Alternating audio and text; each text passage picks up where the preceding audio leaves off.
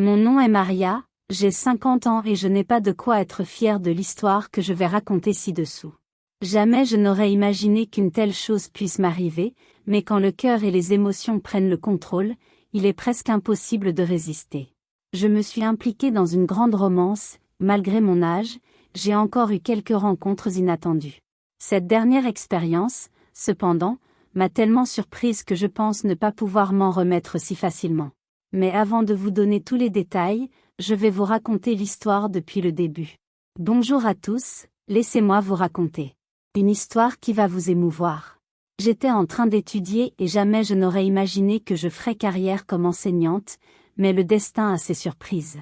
Dans ma jeunesse, je me suis mariée avec l'homme de mes rêves, Garcia. Ah, il était tout ce que j'avais toujours voulu. Cependant, tout a soudainement changé.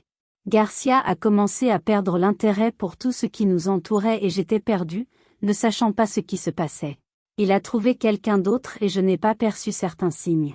Le fait est qu'il a cessé de se soucier de moi et de notre mariage, et cela a été un coup très dur. Mais vous savez quoi? Je n'ai pas laissé cela me décourager. Je n'ai jamais eu d'enfant, ce n'était jamais un grand désir pour moi, mais je dois admettre que parfois je me sens un peu seule.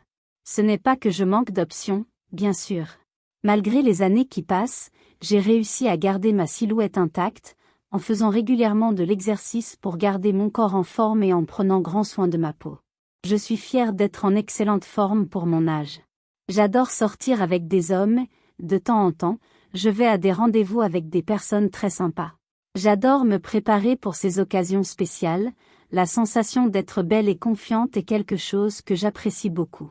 Après tout, la vie est bien trop courte pour ne pas profiter de chaque moment, n'est-ce pas? Certains de mes rendez-vous sont avec des hommes de mon âge, d'autres avec des hommes plus jeunes qui sont fascinés par mon énergie et mon attitude positive envers la vie. C'est intéressant de voir comment ils réagissent à mon style de vie. Mais, à mesure que les rencontres avancent, une chose reste, bien sûr, il n'y a pas de connexion émotionnelle réelle. Les hommes de mon âge sont souvent plus préoccupés par leurs propres problèmes et leur santé que par l'établissement d'une relation significative. D'un autre côté, les plus jeunes, bien qu'attirés par la nouveauté d'être avec une femme plus âgée, s'intéressent rarement à me connaître vraiment. Ils apprécient beaucoup l'expérience, mais ils manquent de la profondeur. Bien sûr, c'est agréable de sortir, de s'amuser, de se sentir apprécié, mais au fond, il me manque une véritable connexion, quelqu'un avec qui je puisse partager plus que de simples moments passagers. Je cherche quelque chose de plus. Malgré l'apparence et la vitalité que je maintiens, et malgré l'attention que je reçois, je finis toujours par me sentir vide et déçu à la fin de la nuit. Ce manque de connexion réelle laisse un vide qu'aucun compagnon temporaire ne peut combler. Même avec ces déceptions, j'ai toujours l'espoir de trouver quelqu'un de spécial qui me comprenne vraiment et me valorise, quelqu'un avec qui je puisse partager mes pensées et mes rêves les plus profonds. Plus âgé, je profite de ma liberté et des petites joies que la vie m'apporte. Il y a de la beauté dans les moments simples et dans la découverte de nouvelles expériences. Dans mon travail, je continue d'enseigner à l'université et il n'y a pas eu beaucoup de changements à cet égard. Cependant, ce semestre, j'ai été affectée à un cours destiné aux étudiants plus jeunes. Depuis le début, j'ai toujours travaillé avec des étudiants de semestre plus avancés. Donc, cette nouvelle expérience est un défi intéressant pour moi. Cela a été tout un défi. J'admets, au début, je me sentais un peu dépaysée, habituée à gérer des étudiants plus avancés, mais petit à petit, je trouve mon rythme. Cette nouvelle classe a apporté une énergie différente, malgré les difficultés, j'apprends et je grandis avec cette expérience. Après tout, chaque défi est une opportunité de croissance et je suis déterminée à donner le meilleur de moi-même. Profiter de l'énergie et de la curiosité de mes nouveaux étudiants chaque jour a été une nouvelle découverte. Voir la lueur dans leurs yeux lorsqu'ils apprennent quelque chose de nouveau me procure un sentiment d'accomplissement que je n'avais pas ressenti depuis longtemps. Mais ensuite, j'ai rencontré Raphaël. Ah, Raphaël, un jeune homme qui semblait avoir été envoyé pour tester toutes les limites de ma patience. Dès le premier jour, il s'est révélé être complètement insupportable. Il était imprudent, toujours en quête d'attention de manière à défier constamment les règles établies en classe. J'essayais de maintenir l'ordre et la discipline, mais il semblait que Raphaël était déterminé à rendre ma vie misérable. Il ne ressemblait à aucun élève que j'avais connu. Bien sûr, les nouveaux étudiants ont tendance à être plus bruyants et pleins d'énergie, mais Raphaël portait cela à un tout autre niveau. Je n'avais jamais imaginé que quelqu'un puisse être aussi difficile. Chaque cours avec lui était une bataille, peu importe mes efforts, rien ne semblait fonctionner. Mais, indépendamment de cela, je savais que je ne pouvais pas abandonner. Chaque défi est une opportunité et j'étais déterminée à trouver une manière d'atteindre même l'élève le plus difficile. Au début, je ne savais pas comment réagir à cette situation, car je n'avais pas encore beaucoup d'expérience à l'université. Les comportements perturbateurs de Raphaël étaient un défi constant pour moi. Chaque jour semblait être un test de patience, mais j'ai décidé d'aborder cette situation avec compréhension plutôt que de simplement le punir. J'ai essayé de comprendre ce qui motivait son comportement et j'ai cherché des moyens de canaliser son énergie de manière positive. Avec le temps, j'ai commencé à voir au-delà de son attitude provocante. J'ai réalisé que, derrière cette façade rebelle, se cachait un jeune homme intelligent avec un grand potentiel. Raphaël n'était pas seulement un fauteur de troubles, il avait un esprit brillant qui avait besoin d'être guidé. J'ai décidé de consacrer du temps et des efforts pour encadrer Raphaël. Je lui ai parlé en dehors des cours, essayant de comprendre ses motivations et ses intérêts. Peu à peu, il a commencé à répondre positivement à mes tentatives. J'ai vu une transformation en lui, un changement progressif qui m'a rempli d'espoir. Je savais que Raphaël avait un avenir prometteur, avec la bonne orientation, il pourrait accomplir de grandes choses. Et ainsi, j'ai continué à l'encourager, lui montrant que je croyais en son potentiel. C'était un processus lent et difficile, mais aussi l'une des expériences les plus gratifiantes de ma carrière. Raphaël avait toujours cherché à se faire remarquer dès le premier jour, assurant à ses camarades qu'il ne savait pas comment résoudre les problèmes, mais aux examens, il obtenait un A. Au fil des semaines, son comportement s'est aggravé, et j'ai commencé à m'inquiéter de la gravité de la situation, car même si l'université était plus flexible que l'école, il y avait toujours des conséquences. Je pensais que Raphaël méritait certaines de ces conséquences, mais je savais aussi qu'il y avait quelque chose de plus profond derrière ses actions. Raphaël semblait crier à l'aide d'une manière qu'il ne pouvait pas exprimer. J'ai décidé de le surveiller de plus près. Dans un moment de vulnérabilité, j'ai réalisé que sa façade provocante cachait des insécurités. Raphaël venait d'un milieu familial troublé et utilisait son comportement rebelle comme un reflet de l'inattention. Cette découverte a changé mon approche. Au lieu de simplement le réprimander, je lui ai montré que je me souciais vraiment de lui. Cela a commencé à transformer notre relation. Raphaël a encore eu ses moments de défi, mais peu à peu, il a commencé à montrer plus de respect et d'intérêt pour l'apprentissage. Cette transformation a été l'une des expériences les plus gratifiantes de ma vie en tant qu'enseignante. Il était difficile de comprendre ce qui se cachait réellement derrière l'attitude de Raphaël, malgré mes efforts pour le comprendre et le motiver. Cela semblait être hors de ma portée. Chaque fois que j'essayais de parler avec Raphaël pour comprendre ce qui se passait ou quel problème plus profond il avait, je ne parvenais pas à obtenir de réponse. Je ne comprenais pas pourquoi il ne voulait pas m'expliquer. Bien que de nombreux élèves se confiaient à moi pour partager leurs problèmes, Raphaël était toujours sur la défensive et refusait de s'ouvrir. Le plus frustrant était que, même si je voulais l'aider, mes efforts semblaient vains. Raphaël semblait déterminé à saboter son propre avenir, et je ne pouvais rien faire pour l'en empêcher. Sa rudesse et son agressivité rendaient tout encore plus difficile. S'il continuait ainsi, il risquait d'être expulsé. J'ai décidé de mettre la situation de côté pendant un certain temps, et cela a fonctionné pendant quelques jours, mais finalement, la situation a éclaté. Raphaël a dépassé les limites et a fait quelque chose qui a affecté tous les élèves. J'ai décidé qu'il fallait que je parle avec lui une fois pour toutes. J'ai choisi de gérer la situation seule, sans impliquer qui que ce soit, car je croyais que je pouvais la résoudre. Je l'ai emmené dans mon bureau et nous avons eu une conversation sincère et directe. Je lui ai expliqué comment son comportement nuisait non seulement à son avenir, mais aussi à l'ambiance d'apprentissage de la classe. Pendant notre conversation, j'ai donné à Raphaël l'occasion d'exprimer ses sentiments et ses préoccupations. Ce fut un moment tendu, mais aussi révélateur. Raphaël a finalement commencé à parler des pressions qu'il subissait chez lui et des difficultés à gérer les attentes de ses parents. J'ai réalisé que sa rébellion était un appel à l'aide. Avec cette nouvelle compréhension, j'ai travaillé avec lui pour trouver des moyens de canaliser ses frustrations de manière plus productive et constructive. Cette conversation a tout changé. Raphaël a commencé à améliorer son comportement et ses performances académiques, et peu à peu, il a appris à me faire confiance, me voyant comme un endroit sûr pour exprimer ses idées et ses défis. J'ai appris que les comportements difficiles cachent souvent de grands besoins de soutien. Avec patience et empathie, il est possible de faire une différence significative dans la vie de quelqu'un.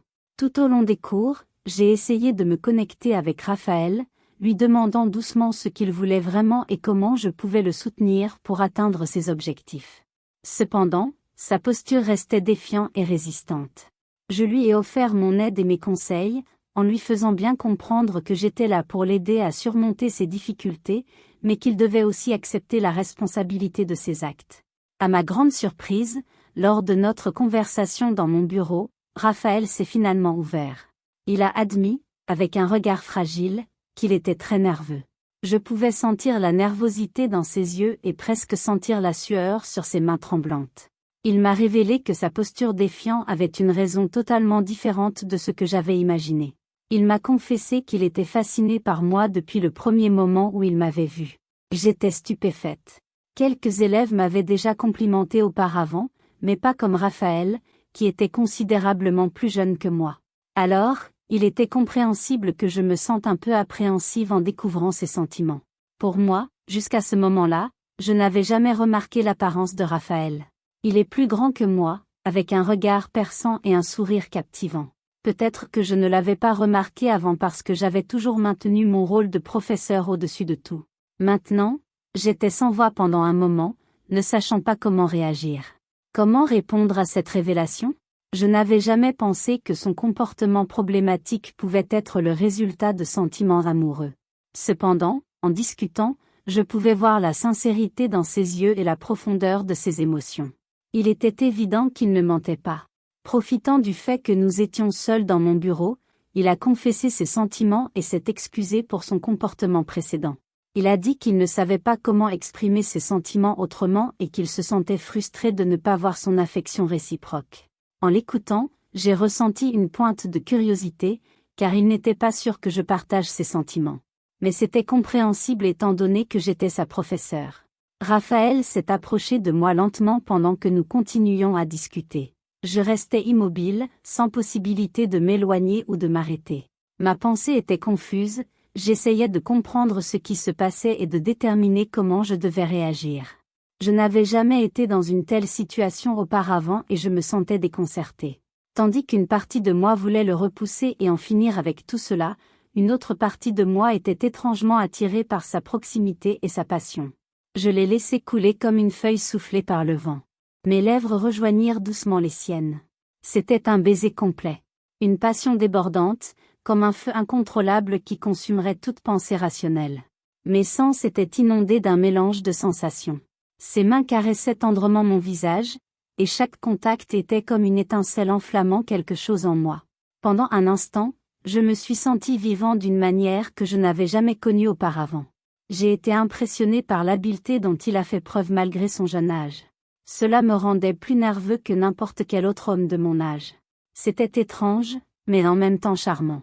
J'ai décidé de me consacrer entièrement à ce moment, sans me soucier de l'arrivée de quelqu'un, car c'était presque impossible que cela se produise. Il a commencé à me serrer dans ses bras lentement et je lui ai rendu le geste avec la même intensité.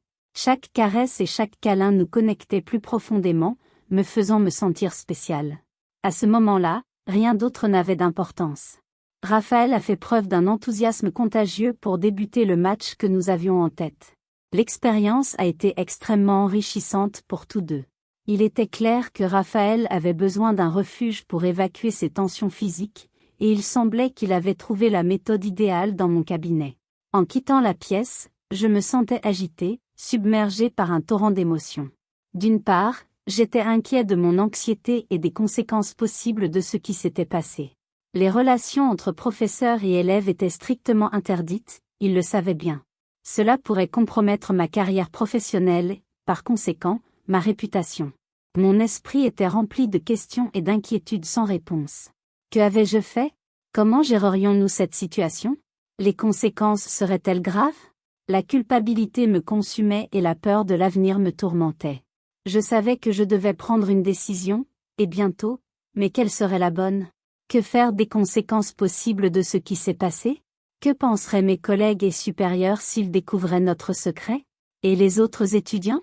Comment réagiraient-ils s'ils découvraient notre relation? Malgré tous les doutes et les peurs, une partie de moi savait que je ne pouvais pas ignorer ce que je ressentais. Le lien que j'avais avec lui était si fort et immédiat que cela ne pouvait pas être une coïncidence. J'étais sûre qu'il était la bonne personne pour moi et la différence d'âge n'avait pas d'importance. Après tout, je méritais quelqu'un que j'aimais vraiment, et aucun homme de mon âge ne me rendait heureux comme lui. Dans mon bureau, je n'ai pas pu résister à la tentation. Mais dès que nous avons terminé ce moment d'extase, je lui ai dit que nous ne pouvions pas continuer là-bas. Ce serait très dangereux si quelqu'un nous voyait, et ce serait aussi étrange qu'il me rende visite tous les jours. Je l'ai invité chez moi, où nous pourrions être plus détendus. Depuis son arrivée, tout est plus que parfait. J'avais tout ce que j'avais toujours voulu, je ne pouvais pas demander plus à la vie. J'étais plus qu'heureux. Cela fait quelques semaines que Raphaël et moi nous sommes retrouvés dans une parfaite symphonie d'émotions. Tout est devenu plus facile car je me sentais complètement épanouie à ses côtés. Et quand je dis complet, je parle de la place qu'occupe Raphaël dans ma vie. Jusqu'à présent, personne n'avait découvert notre secret, donc tout semblait être un rêve parfait. Mais ensuite, le jour où l'université a organisé une petite foire et où les parents des étudiants sont venus, la situation est devenue extrêmement tendue. Il était clair, en plein jour, que je devais être extrêmement prudente. Il fallait faire très attention pour que personne ne soupçonne quoi que ce soit. Raphaël, de son côté, semblait nerveux et mal à l'aise avec la situation. Il n'était pas habitué à interagir avec les parents des étudiants, et l'idée d'être vu avec sa professeure le rendait anxieux. Je devais trouver un moyen de garder notre secret, mais je savais que cela deviendrait de plus en plus difficile avec le temps. La foire venait à peine de commencer et je me sentais déjà étouffée par la pression. Avec les parents de Raphaël présents, je devais être discrète. J'étais encore sa professeure et je ne savais pas qui étaient ses parents ni comment ils réagiraient s'ils découvraient notre secret. Je me suis éloignée, essayant d'agir aussi naturellement que possible, mais la peur d'être découverte se transformait à chaque moment en un suspense électrisant. Sans que personne ne s'en rende compte, j'ai remarqué que Raphaël était également un peu distant. J'ai regardé autour de moi, et, à ma grande surprise, je ne l'ai vu nulle part. Ses parents n'étaient-ils pas venus? Une voix derrière moi a confirmé le contraire, c'était le père de Raphaël. Initialement, je me suis préparée à un salut cordial et une rapide évasion. Mais il avait d'autres plans. Son visage était sérieux et ses mains étaient serrées en poing. Qu'est-ce qui avait pu le mettre dans un tel état de colère? Puis il a prononcé les mots qui ont glacé mon sang, « Je sais tout. Qu'est-ce que vous faites avec mon fils? » J'ai découvert cela il y a quelques jours. Ces paroles m'ont paralysée. La peur m'a envahie et je ne savais pas comment réagir. Face à cette accusation dévastatrice, il ne pouvait y avoir qu'une seule explication, il avait découvert notre secret, et s'il avait des preuves, j'étais en sérieux problème. Je suis restée silencieuse, mais il a continué à parler. Il s'est rapproché de mon oreille et a chuchoté, « Si vous m'aidez avec un problème que j'ai, peut-être que je resterai silencieux. » Si ces paroles m'avaient surprise auparavant, elles m'ont maintenant complètement abasourdie. Clairement, il me faisait du chantage. Et il n'y avait aucun doute là-dessus, son ton de voix en était une preuve suffisante. S'il parlait au directeur, je serais renvoyée immédiatement. Je travaillais là depuis des années et j'avais beaucoup d'affection pour l'université. C'était toute ma vie. Mes mains ont commencé à trembler et sont devenues froides. Je ne m'étais jamais retrouvée dans une situation aussi difficile. Depuis que j'avais rencontré Raphaël, cette aventure m'avait réservé bien des surprises, mais celle-ci n'était définitivement pas la bienvenue. Autant je voulais refuser sa proposition, autant je ne le pouvais vraiment pas refuser ne ferait qu'empirer les choses. J'espérais juste qu'il divorcerait rapidement, car je ne supportais pas l'idée d'une autre situation aussi interdite. J'ai lentement hoché la tête et regardé le sol, vaincu. Il n'y avait pas d'autre option que de faire ce qu'il demandait. Dans des situations comme celle-ci, la survie est cruciale. Je me sentais triste de ma décision, mais je savais que j'avais fait tout ce que je pouvais pour sauver mon emploi et ma vie normale. C'était un mal nécessaire pour un bien plus grand. J'ai fait ce que vous pensez, mais c'est déjà une autre histoire pour une autre vidéo. Alors, si vous avez aimé, laissez un like et abonnez-vous à la chaîne pour ne pas manquer cette autre histoire. Merci et à bientôt pour ma prochaine vidéo.